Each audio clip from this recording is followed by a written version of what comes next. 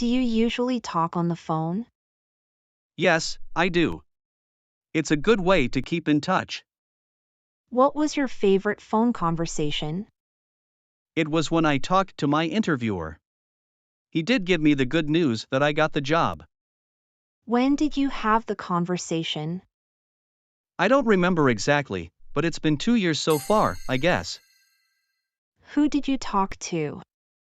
I talked to the owner of the restaurant where I'm working as a cashier. What did you talk about? He offered me the position and congratulated me. Why did you find the conversation interesting? Actually, it was more exciting than interesting. I was waiting for it for so long, and finally, he did make it come true. Do you prefer talking directly or talking on the phone?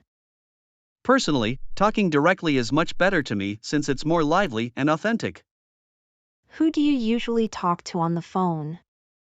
I talk to my mom almost every day. I will be missing the conversation every evening with mom if one day she stops calling me. What are the differences between talking directly and phoning?